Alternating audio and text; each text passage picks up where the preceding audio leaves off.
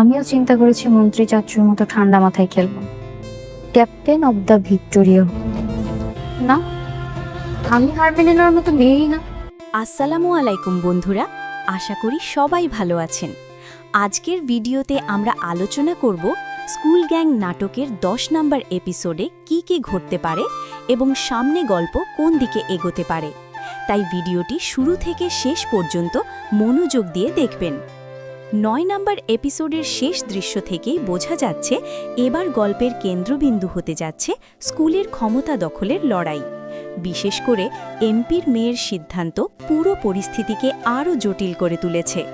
সে স্পষ্টভাবে জানিয়ে দিয়েছে যে সে ভিক্টোরিয়া স্কুলের ক্যাপ্টেন হতে চায় এবং এই সিদ্ধান্ত থেকে শুরু হতে পারে নতুন সংঘর্ষ।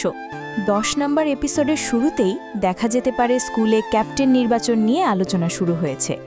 স্কুল কর্তৃপক্ষ ছাত্রদের মধ্য থেকে নতুন ক্যাপ্টেন নির্বাচন করার প্রক্রিয়া শুরু করতে পারে।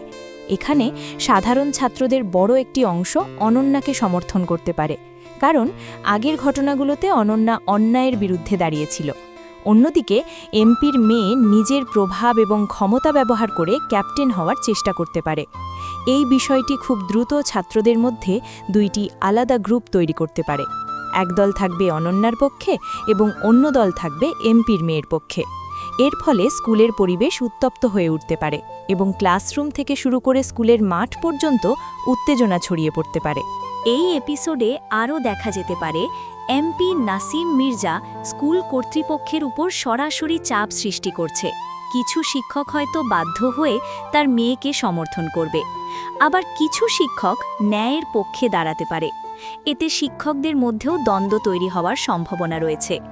অন্যদিকে অনন্যা পুরো বিষয়টি বুঝে যেতে পারে যে ক্যাপ্টেন হওয়ার মাধ্যমে স্কুলের ওপর পূর্ণ নিয়ন্ত্রণ নেওয়ার পরিকল্পনা চলছে। তাই অনন্যা ছাত্রদের একত্রিত করে প্রতিবাদ শুরু করতে পারে। সে হয়তো প্রমাণ সংগ্রহ করার চেষ্টা করবে যাতে দেখানো যায় স্কুলের রাজনৈতিক প্রভাব ব্যবহার করা হচ্ছে।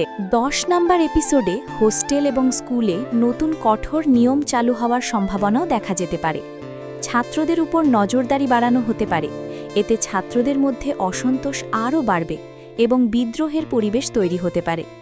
এছাড়াও স্কুল ছুটির পরে দুই গ্রুপের মধ্যে বড় ধরনের ঝামেলা শুরু হতে পারে।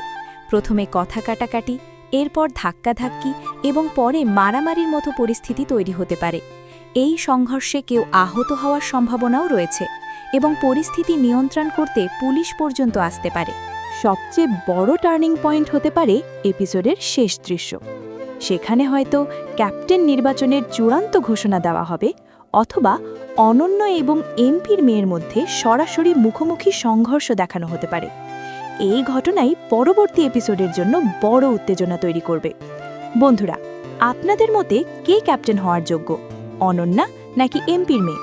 অবশ্যই কমেন্ট করে জানাবেন। ভিডিওটি ভালো লাগলে লাইক করবেন, চ্যানেলটি সাবস্ক্রাইব করবেন এবং পাশে থাকবেন। খুব শীঘ্রই আবার নতুন আপডেট নিয়ে হাজির হব। সবাই ভালো থাকবেন, সুস্থ থাকবেন।